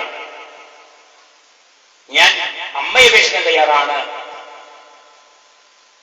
തൊട്ടടുത്ത വഴി പറയാണ്, രാജ്യമെന്നാകിലും താതൻ നിയോഗിക്കിൽ ത്യാജ്യമെന്നാലെന്നറിക നീ മാതാവ്. രാജ്യമായാൽ പോലും ഞാൻ അത് ത്യജിക്കുമെന്ന് നിങ്ങൾ മനസ്സിലാക്കണം അമ്മേ. ലക്ഷ്മണൻ തന്നെ ത്യജിക്കുന്നു ചൊല്ലിലും തൽക്ഷണം ഞാൻ ഉപേക്ഷിപ്പനറിയുക നീ. സഹോദരനായ ലക്ഷ്മണനെ ഉപേക്ഷിക്കണമെന്ന് അച്ഛൻ പറഞ്ഞാൽ ഞാൻ അതനുസരിക്കും. പാവകൻ തങ്കൽ പതിക്കേണമെങ്കിലും ഏവം വിഷം കുടിക്കേണമെന്നാകിലും താതൻ നിയോഗിക്കിലേതുമേ സംശയം, ചേതസിൽ ചെറ്റിൽ എനിക്കെന്നറിയുക നീ. ഞാൻ വിഷം കുടിക്കണോ അമ്മേ? തീയിൽ ചാടണോ അമ്മേ? അച്ഛൻ പറഞ്ഞാൽ ഞാൻ അനുസരിക്കാം. താതകാര്യം അനാജ്ഞപ്തമെന്നാകിലും മോദേന ചെയ്യുന്ന നന്ദനുത്തമൻ. അച്ഛൻ പറഞ്ഞ കാര്യം പറയാതെ തന്നെ അറിഞ്ഞു ചെയ്യുന്നവനല്ലേ അമ്മേ ഉത്തമനായ പുത്രൻ? അച്ഛനൊരു ആവശ്യമുണ്ടെങ്കിൽ അത് അറിഞ്ഞു ചെയ്യുന്നവനല്ലേ അമ്മേ ഉത്തമനായ പുത്രൻ?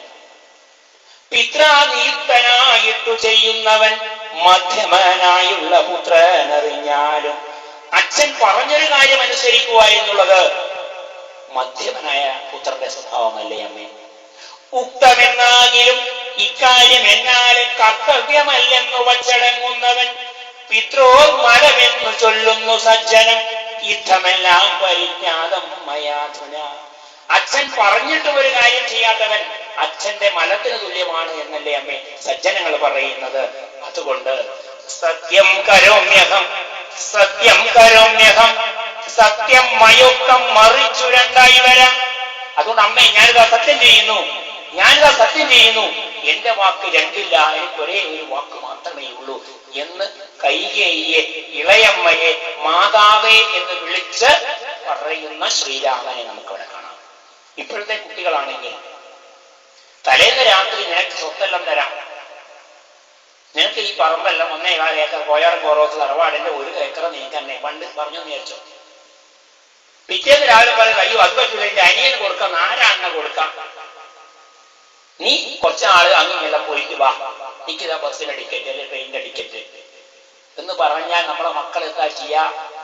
അമ്മയെന്ന് വിളിക്കും, പക്ഷെ അതിന് മുമ്പിലും പിറകിലെല്ലാം പറയുന്നല്ലോ അയ്യന്റെ അക്ഷരം ഈയന്റെ അക്ഷരമൊക്കെ ഉണ്ടാകും. നമ്മുടെ ചുറ്റുപാടും നടക്കുന്ന ചില ജീവികളുടെ ഒക്കെ പേര് അതിന് കൂടെ ഉണ്ടാകും. അതാണ് നമ്മുടെ ഇപ്പോഴത്തെ അവസ്ഥ. അതുകൊണ്ട് ഈ കഥ, ഈ സംഭവം, ഈ ശ്രീരാമന്റെ ചരിതം നമ്മുടെ കുട്ടികൾക്ക് പറഞ്ഞു കൊടുക്കണം.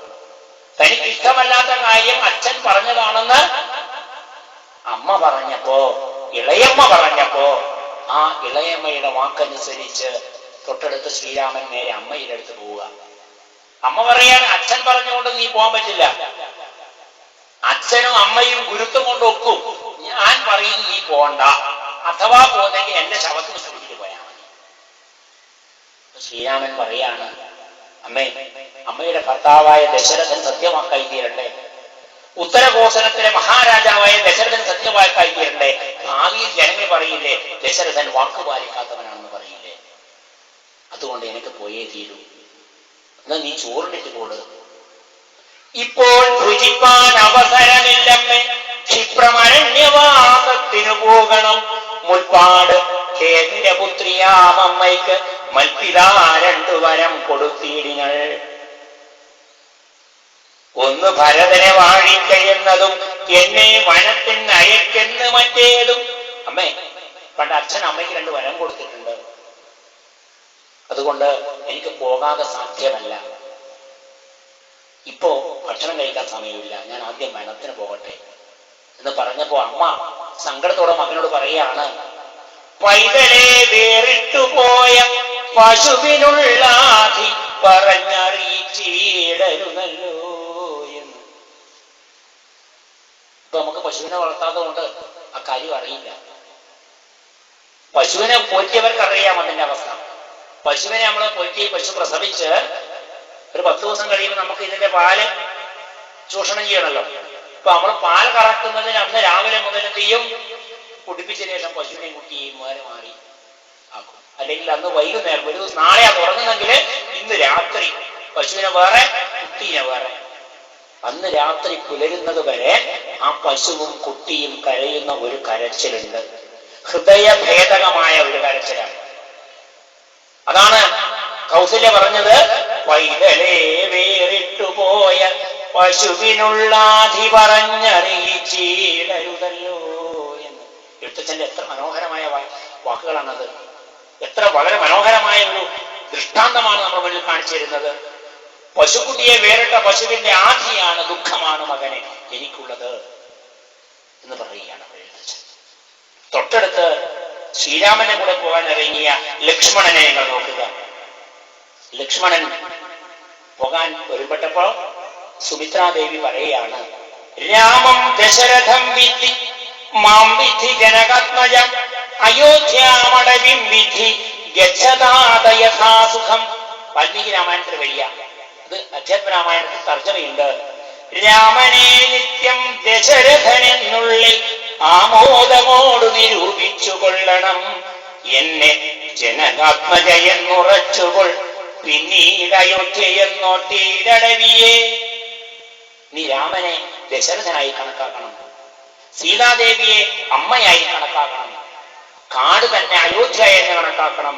നിനക്ക് എവിടെ പോയാലും ഒരു പ്രയാസവും ഉണ്ടാവുകയില്ല മകനെ. ഇപ്പൊ നമ്മുടെ പുതിയ ആൾക്കാരൊക്കെ പറയും, അതൊക്കെ സാധാരണയല്ലേ. നാട് വിട്ടിട്ട് എഞ്ചിനീയറിംഗിനോ ഡോക്ടർ MBBS പഠിക്കാൻ പോകുന്ന മക്കള് തിരുവനന്തപുരത്തോ എറണാകുളത്തോ ബന്ധു വിട്ട് താമസിക്കുമ്പോ അവിടെയുള്ള ഇളയമേനെയും ഇളയച്ചനെയും ഒക്കെ അച്ഛനെയും അമ്മേനെയും പോലെ കരുതണമെന്ന് പറയുന്നത് സാധാരണയല്ലേ? സാധാരണ തന്നെയാ. പക്ഷെ അതിനപ്പുറം എന്താ നോക്കണം. അതിനപ്പുറം സംഭവിച്ചെന്താണ്? വനത്തിൽ ചെന്ന് സീതാപഹരണം നടന്ന് കിഷ്കിന്ധയിലേക്ക് സീതയെ അന്വേഷിച്ചു പോയ ശ്രീരാമ ലക്ഷ്മണന്മാർ സുഗ്രീവനുമായി സഖ്യം ചെയ്തപ്പോ സുഗ്രീവൻ പറഞ്ഞു, ഒരു ഉത്തരീയത്തിന് കെട്ടിവിടെ വീണിട്ടുണ്ട്, ഇതൊന്ന് പരിശോധിച്ചു നോക്കിയാലും. അപ്പൊ ശ്രീരാമൻ ലക്ഷ്മണനോട് പറഞ്ഞു അത് പരിശോധിച്ച് നോക്കാൻ. അധ്യാത്മ രാമായണത്തിൽ ഈ ഭാഗം വിവരിക്കുന്നില്ല. വാൽമീകി രാമായണം എടുക്കണം. യഥാർത്ഥ രാമായണം മനസ്സിലാക്കണമെങ്കിൽ വാൽമീകി രാമായണം മനസ്സിലാക്കണം. അധ്യാത്മ രാമായണത്തിൽ ചില അതിശയോക്തിയൊക്കെ കാണും. അപ്പൊ അവിടെ ഈ കെട്ട് പരിശോധിക്കുന്നു ലക്ഷ്മണൻ. ലക്ഷ്മണൻ പറയുകയാണ്, ജ്യേഷ്ഠനോട് പറയുകയാണ്, നാഹം ജാനാമി കേയൂരെ നാഹം ജാനാമി കുണ്ടലെ നൂപുരത്വഭിജാനാമി നിത്യം പാദാഭിവന്ദനാത്. നാഹം ജാനാമി കേയൂരെ. ജ്യേഷ്ഠ, എനിക്ക് വളകൾ തിരിച്ചറിയാൻ സാധിക്കുന്നില്ല. കേയൂരം വളകൾ. ജ്യേഷ്ഠത്തിയമ്മയുടെ വളകൾ എനിക്ക് തിരിച്ചറിയാൻ സാധിക്കുന്നില്ല. നാഹം ജാനാമി കുണ്ടലെ. ജ്യേഷ്ഠത്തിയുടെ കമ്മലുകൾ, കുണ്ടലങ്ങൾ എനിക്ക് തിരിച്ചറിയാൻ കഴിയുന്നില്ല ജ്യേഷ്ഠ. നൂപുരത്വഭിജാനാമി നിത്യം പാദാഭിവന്ദനാത്. ജ്യേഷ്ഠത്തിയമ്മയുടെ പാദസരങ്ങൾ ഞാൻ തിരിച്ചറിയുന്നു ജ്യേഷ്ഠ. ഇത് സീതാദേവിയുടേത് തന്നെ, അത് ഉറപ്പാണ്. വളകളും കമ്മലുകളും ഞാൻ ഇതുവരെ കണ്ടിട്ടില്ല. നോക്കണം, അമ്മയുടെ ഉപദേശം ശിരസാവഹിച്ച ഒരു മകനെ നമുക്ക് അവിടെ കാണാൻ കഴിയും. നിത്യം ജ്യേഷ്ഠനെയും ജ്യേഷ്ഠത്തമ്മയെയും നമസ്കരിക്കുമ്പോ ആ പാദങ്ങളിൽ അണിഞ്ഞ പാദസരങ്ങൾ ലക്ഷ്മണൻ കണ്ടിട്ടുണ്ട്. പക്ഷെ ജ്യേഷ്ഠത്തമ്മയുടെ വളകളുടെ എണ്ണം എടുത്തിട്ടില്ല, അതിന്റെ രൂപം കണ്ടിട്ടില്ല. ജ്യേഷ്ഠത്തമ്മയുടെ കമ്മൽ ഏതാണെന്ന് നോക്കിയിട്ടില്ല. ലക്ഷ്മണൻ ജ്യേഷ്ഠത്തിയമ്മയെ, ജ്യേഷ്ഠന്റെ ഭാര്യയെ അമ്മയായി കണ്ട് ആദരിച്ചിരുന്നു. അത് നമ്മുടെ കുട്ടികൾക്ക് പകർന്നു കൊടുക്കണം. അതിനായിരിക്കണം കുടുംബ സംഘം. അതിനാണ് കൂട്ടുകുടുംബത്തിന്റെ പ്രത്യേകത. അങ്ങനെ എനിക്ക് സമയം തെറ്റിച്ചിരിക്കുകയാണ്. 1 മണിക്കൂർ എന്ന് പറഞ്ഞപ്പോ അമ്മയുടെ മഹത്വം എന്താണെന്ന് വെച്ചാൽ, നീ 1 മണിക്കൂർ പറഞ്ഞാൽ പോലെ മകനെ, നീ കോയാളൻ പോലത്തെ കുടുംബാംഗങ്ങൾക്ക് 1.5 മണിക്കൂർ പറഞ്ഞു കൊടുക്കണം എന്നാ പറയുന്നത്. നേരത്തെ എന്നോട് പറഞ്ഞ 50-55 മിനിറ്റ് എന്നാ. ഇത് പല സ്ഥലത്തും അനുഭവമുണ്ട്. ഇപ്പൊ 1.5 മണിക്കൂറായി അധ്യക്ഷൻ എഴുതുന്നിരിക്കുകയാണ്. ആ അമ്മയ്ക്ക് നന്ദി, ആ അമ്മയ്ക്ക് നമസ്കാരം, വന്ദനം. ഇപ്പൊ നമ്മൾ നോക്കേണ്ടത്, ഇത് നമ്മുടെ തലമുറയ്ക്ക് പകർന്നു കൊടുക്കാൻ കഴിയാതെ എന്റെ കുട്ടി വഴിതെറ്റിപ്പോയി, എന്റെ കുട്ടി അമ്മയെ ആദരിക്കുന്നില്ല എന്ന് നമ്മൾ വൃഥാ വിലപിക്കുന്നതുകൊണ്ട് വല്ല കാര്യമുണ്ടോ? ഒരു കാര്യമില്ല. അപ്പൊ നമുക്ക് സനാതന ധർമ്മത്തില്, ഭാരതീയ സംസ്കാരത്തില് നമുക്ക് അറിവിന്റെ നിറകുടങ്ങളായ വേദങ്ങളുണ്ട്. വേദം എന്ന വാക്കിന് തന്നെ അർത്ഥം, വിദ് എന്ന ധാതുവിനർത്ഥം വിദ്യ, അറിവ് എന്നാണ്. അറിവ് ഈശ്വരനെ കുറിച്ചുള്ള അറിവാ? അല്ല, നമ്മെ കുറിച്ചുള്ള അറിവ്. നാമൊക്കെ ഈശ്വര ചൈതന്യ സ്വരൂപികളാണ് എന്ന അറിവാണ് വേദങ്ങളിലുള്ളത്. അല്ലാതെ ഈശ്വരൻ, പുറത്തു നിൽക്കുന്ന ഈശ്വരനെ കുറിച്ചുള്ള അറിവല്ല. ഈ പ്രപഞ്ചം മുഴുവൻ നിറഞ്ഞു നിൽക്കുന്ന ഈശ്വര ചൈതന്യം, സയൻസിൽ നിങ്ങൾ ഊർജം എന്ന് പറയും, ആ ഊർജം നിന്റെ ഉള്ളിലുണ്ട്. അതാണ് വേദങ്ങളുടെ പരമമായ സത്യം. ആ വേദങ്ങളിൽ നിന്നാണ് നമ്മൾ വിദ്യ എന്ന പദം എടുത്തത്. അറിവ്, വിദ്യ. അതിനാണ് വിദ്യാലയം, വിദ്യ നൽകുന്ന ആലയം, വിദ്യ നൽകുന്ന വീട്, വിദ്യാലയം. വിദ്യാഭ്യാസം, ആ വിദ്യയും അഭ്യാസവും ഉള്ളത് വിദ്യാഭ്യാസം. അതുകൊണ്ടാണ് പഴയ കാലത്ത് പള്ളിക്കൂടങ്ങളെ, സ്കൂളുകളെ, വിദ്യാലയങ്ങളെ സരസ്വതി ക്ഷേത്രം എന്ന് പറഞ്ഞിരിക്കുന്നത്. ഭാരതീയ സംസ്കാരം അനുസരിച്ച് വിദ്യാദേവതയാണ് സരസ്വതി. സരസ്വതി എന്ന വാക്കിനർത്ഥം സരസ് പോലെ ഒഴുകുന്നത് എന്നാണ്. അറിവ് ഒരു നദി പോലെ, ഒരു തോട് പോലെ, ഒരു ജലപ്രവാഹം പോലെ പ്രവഹിക്കുന്നതാണ് സരസ്വതി. ആ ദേവതയാണ് വിദ്യാദേവതയായി വിളിച്ചിരിക്കുന്നത്. അത് നമ്മൾ രൂപമുണ്ടാക്കി എന്നേ ഉള്ളൂ. കാരണം സാധാരണക്കാർക്ക് മനസ്സിലാക്കാൻ സാധിക്കില്ല. അറിവിങ്ങനെ ഒഴുകുന്നു എന്നൊന്നും പറഞ്ഞാൽ മനസ്സിലാവില്ല. അതുകൊണ്ടാണ് ഒരു ദേവതയുടെ രൂപം കൊടുത്തിരിക്കുന്നത്. ആ ദേവതയുടെ ചിഹ്നമായിട്ട് വീണയും പുസ്തകവും അക്ഷമാലയും കൊടുക്കുന്നതുമാണ്. അപ്പൊ അതുകൊണ്ടാണ് സരസ്വതി ക്ഷേത്രം വിദ്യാലയം എന്ന് പറഞ്ഞിരിക്കുന്നത്. ഇപ്പൊ വിദ്യയും വിദ്യാഭ്യാസവും ചരിത്രമൊക്കെ വിദ്യ, വേദം, വിത്ത്, അറിവ് എന്ന പദത്തിൽ നിന്ന് വന്നതാണ്. അപ്പൊ നമ്മുടെ സനാതന ധർമ്മത്തിൽ, ആർഷഭാരത സംസ്കാരത്തിൽ, ഹിന്ദു മതത്തിൽ, ഹിന്ദുമതന് SSLC ബുക്കില് ഹിന്ദുധർമ്മം എന്ന് പഴയ കാലത്തല്ല, ഇപ്പൊ ആധുനിക കാലഘട്ടത്തിൽ. ആദ്യകാലത്ത് നമ്മുടെ ഈ ധർമ്മം അറിയപ്പെട്ടത് സനാതന ധർമ്മം എന്നാണ്. എല്ലാ കാലത്തും നിലനിൽക്കുന്ന ധർമ്മം. ഇപ്പൊ ഞാൻ നേരത്തെ പറഞ്ഞ ശങ്കരാചാര്യരെ കുറിച്ചും രാമായണത്തെ കുറിച്ചുമുള്ള അറിവ് അന്നും അതുപോലെയുണ്ട്, ഇന്നും അതുപോലെയുണ്ട്, എന്നും അതുപോലെയുണ്ട്. അത് മാറ്റേണ്ടതില്ല. ഭാരതീയ സംസ്കാരത്തിന്റെ ഭാഗമാണത്. ഹിന്ദു മതം എന്ന് നമ്മളല്ല പറഞ്ഞത്.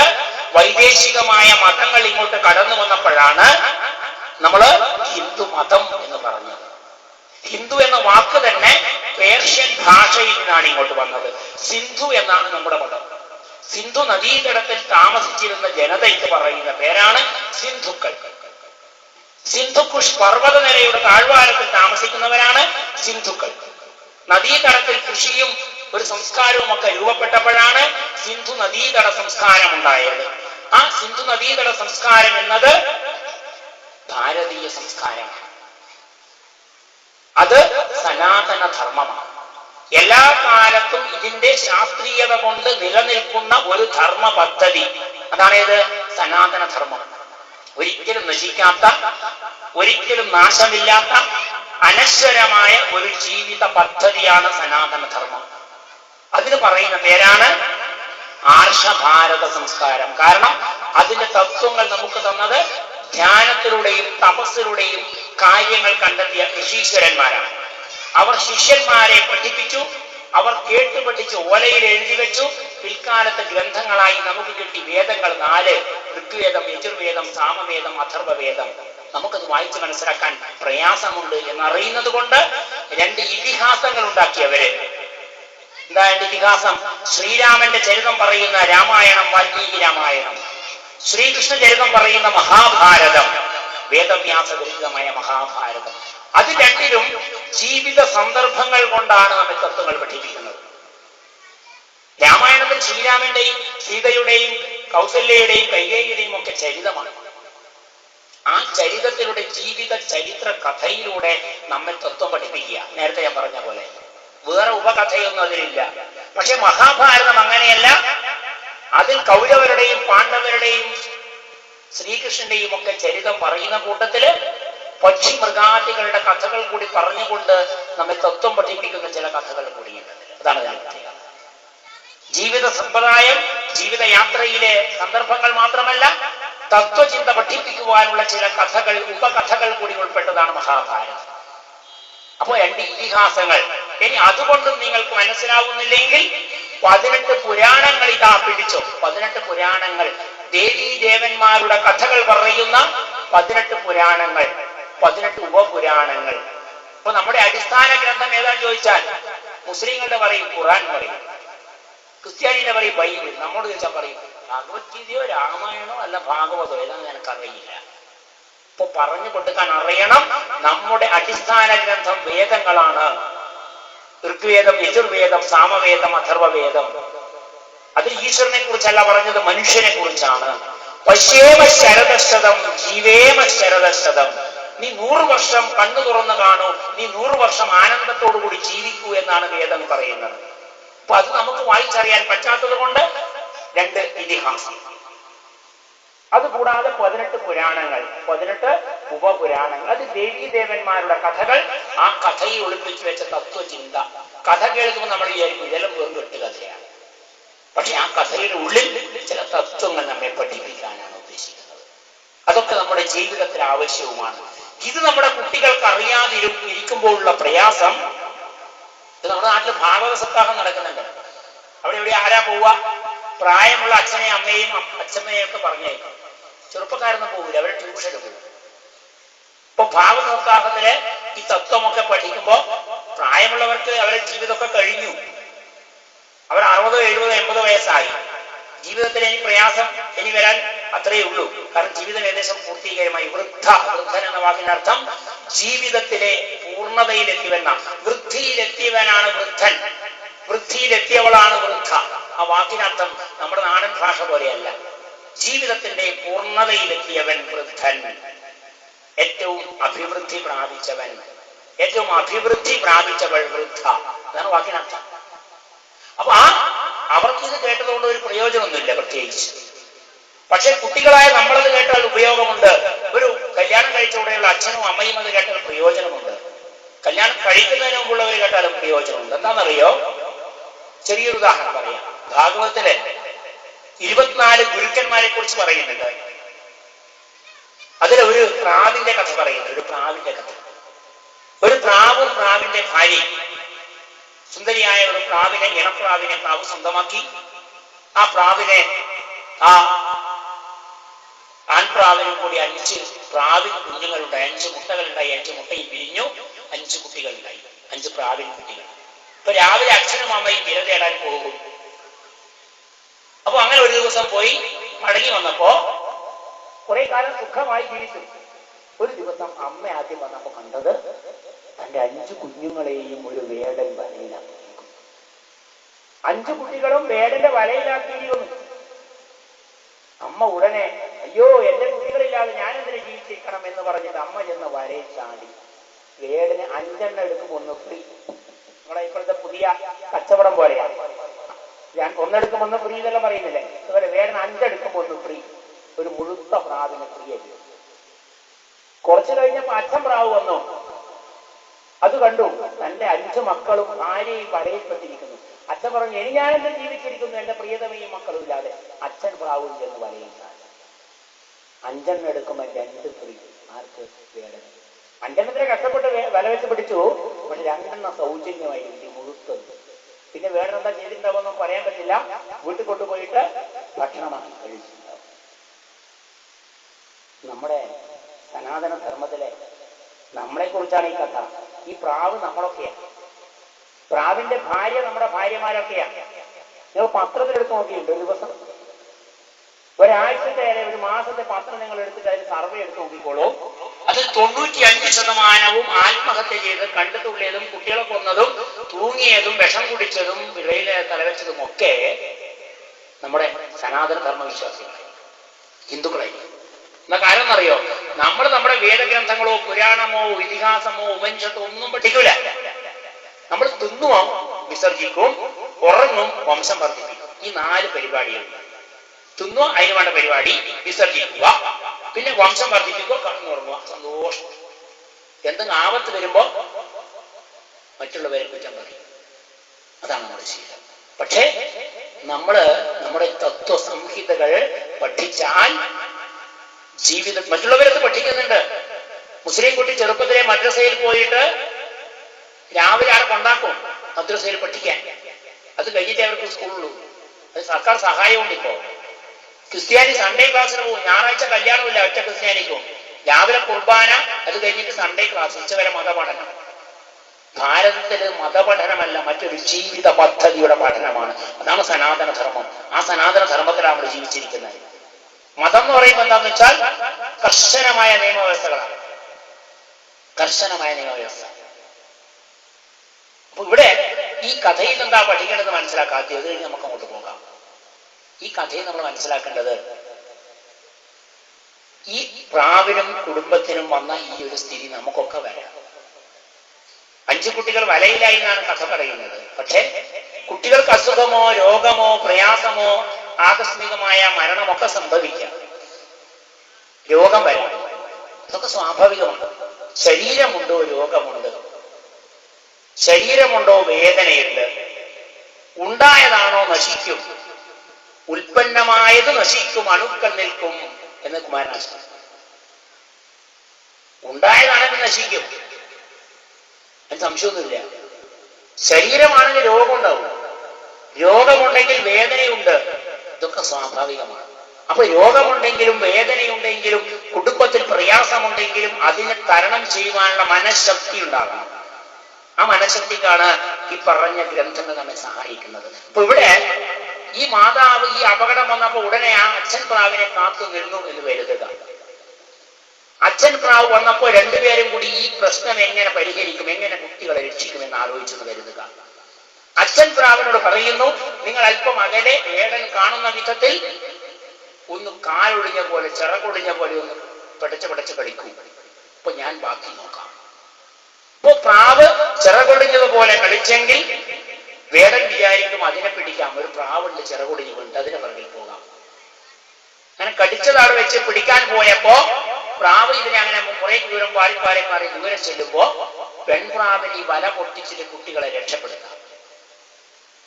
അപ്പോഴേക്കും പ്രാവിനെ പറന്ന് രക്ഷപ്പെടുകയും ചെയ്യാം. അപ്പൊ വേടൻ എന്ത് കരുതും, പിടിക്കാൻ പോയത് കിട്ടിയില്ലെങ്കിൽ കടിച്ചതെങ്കിലും കിട്ടുമല്ലോ എന്ന് വിചാരിച്ചു നോക്കുമ്പോ ഒക്കിൽ വെച്ചതുമില്ല, ഉത്തരത്തിലുള്ളതുമില്ല എന്ന അവസ്ഥയിൽ വേടനെ എത്തിക്കാം.